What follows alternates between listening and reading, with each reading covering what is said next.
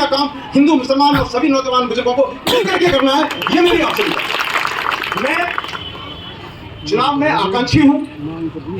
Bharatiya Janata party जिसका मैं member भी रहा हूँ, चाहे उसे मजबूरन समझ लो, इसने हमेशा धोखा दिया ऐसे लोगों को जो ईमानदार हैं, जो सच्चाई के साथ हैं। नहीं ऐसे बहुत से लोग, उनका शोषण किया है, उन पर अत्याचार किया है।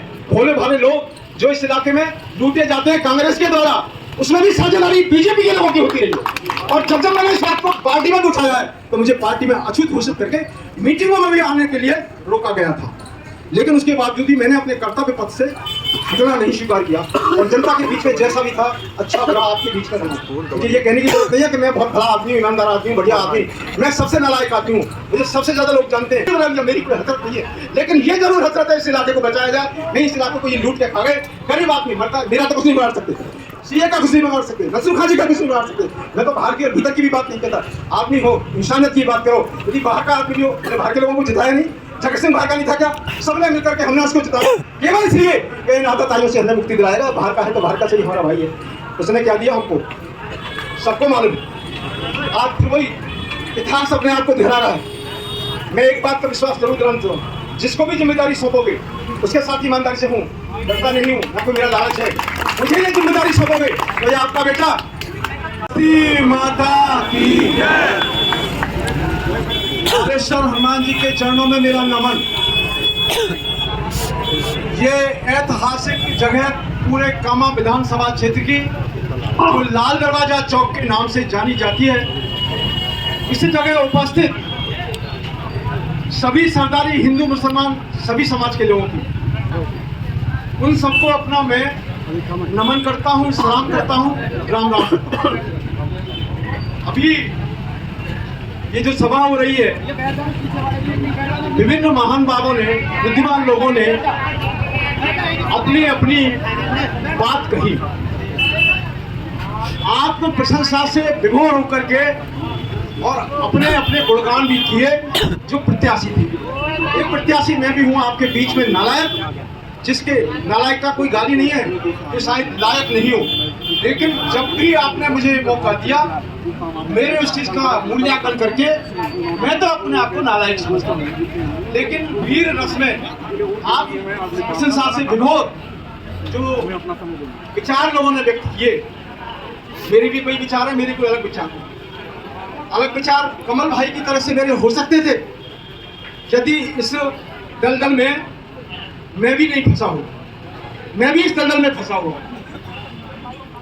मैं इतना ही कहना चाहता हूँ कि यहाँ जब भी चुनाव हो रहे, जैसा भाई हमारे सीए साहब ने कहा था कि हमारे इलाके में कोई नया चुनाव नहीं है, ये भी 18 में या 17 में विधानसभा का 14 में 15 में जो भी है ध्यान नहीं है, वो चुनाव यहाँ हो।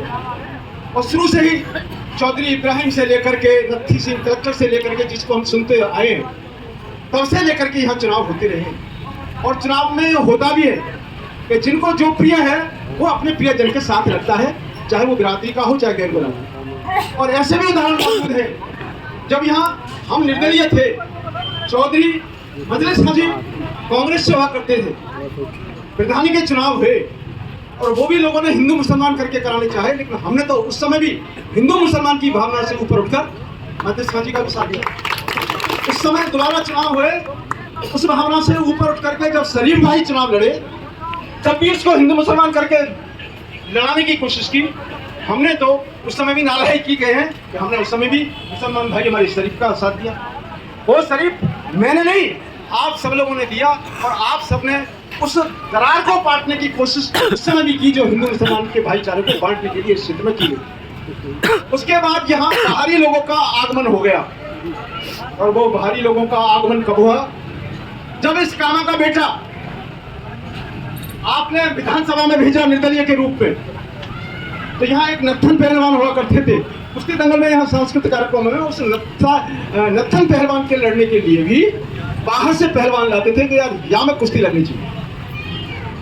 सौभाग्य से, कामा बस्ती की कृपा से, जब मंत्रिमंडल में शामिल होने का मौका मिल गया, तो हमारे कांग्रेस के भाइयों ने हमें हराने के लिए, इस बस्ती में तमाचा लगाने के लिए जो यहाँ के भाईचारे को नहीं तोड़ सके, तो हरियाणा से चौधरी तैयब हुसैन को यहाँ इसलिए लाए कि तुम यहाँ आओ और यहाँ आकर के सबकी एसएससी कर दो, इस कामा क्षेत्र की कर दो, पूरी कामा उनके हिंदू मुसलमान में।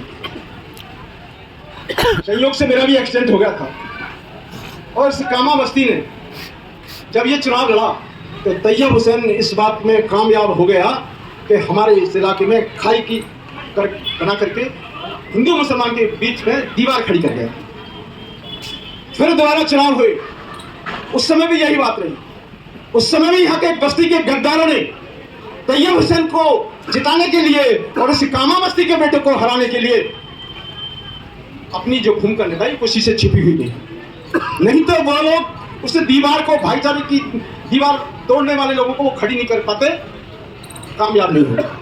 लगातार संघर्ष करती रही इस कामा की जनता और इन्होंने फिर उस हिंदू मुसलमान की दीवार को तोड़कर मुझे तीसरे चुनाव में विजयी बनाया। वो जनता जीती और उस जीत को भी दिलाने में हमारे इस इलाके के मेरे भाइयों का ही हाथ था, जिन्होंने इस जीत को कामयाब किया। मैं ये बात कहता हूँ, ये चुनाव तो होते रहते हैं, एमएलए बनते रहते हैं, जीतते रहते हैं, हारते रहते हैं। मेरी इच्छा है कि इस इलाके की जो तकदीर बिगड़ी हुई है, इसको संभालने का काम हिंदू मुसलमान और सभी नौजवान बुजुर्गों को मिलकर के करना है, ये मेरी आपसे है।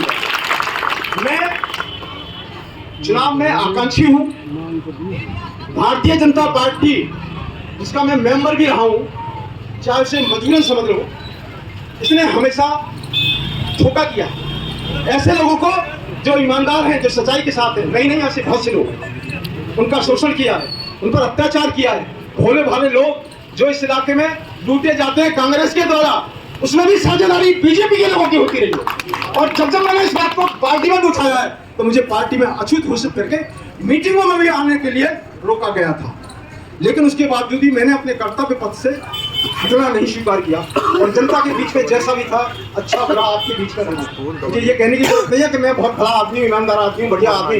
मैं सबसे नालायक आदमी हूँ, मुझे सबसे ज्यादा लोग जानते हैं और वो नालायक इसलिए हूँ, कड़वी बात कहता हूँ और उसको बचाना हर एक के बस की बात है। मैं भी आपसे ये इजाज़त ले रहा हूँ, कल मैं भी पर्चा भरने वाला हूँ। मेरा फॉर्म भरा हुआ है, मैं 3 तारीख को पर्चा भरने वाला था, लेकिन जब इस तरह की चर्चाएं होने लगी कि इस इलाके को बचाने की बात है, मैंने पहले एक बार जब संकल्प यात्रा थी तो गड़ाजान में भी कहा कि इस इलाके को बचाने के लिए यदि तुम मेरी त्याग की बात कहते हो, मेरा बलिदान की बात कहते हो, मैं बलिदान करने को तैयार हूँ। मेरा कोई शौक एमएलए बनने का नहीं है, एमएलए भी बना दिया आपने, मुझे मंत्री भी बना दिया, मेरी कोई हसरत नहीं है। लेकिन ये जरूर हसरत है इस इलाके को बचाया जाए। नहीं, इस इलाके को ये लूट के खा गए, गरीब आदमी मरता, मेरा तो कुछ नहीं बिगाड़ सकते, सीए का कुछ नहीं बिगाड़ सकते, नसीर खान जी का कुछ नहीं बिगाड़ सकते। मैं तो बाहर की और भीतर की भी बात नहीं कहता। आदमी हो, इंसानियत की बात करो। यदि बाहर का आदमी हो, मैंने बाहर के लोगों को जिताया नहीं, जगत सिंह बाहर का नहीं था क्या? सबने मिलकर के हमने उसको जिताया केवल इसलिए कि इन आदताइयों से हमें मुक्ति दिलाएगा। बाहर का है तो बाहर का से ही हमारा भाई है। उसने क्या दिया हमको सबको मालूम। आज फिर वही इतिहास अपने आप को दोहरा रहा है। मैं एक बात का विश्वास जरूर दिलाना चाहूँ, जिसको भी जिम्मेदारी सौंपोगे उसके साथ ईमानदारी से हूँ, डरता नहीं हूँ, ना कोई मेरा लालच है। मुझे ये जिम्मेदारी सौंपोगे तो ये आपका बेटा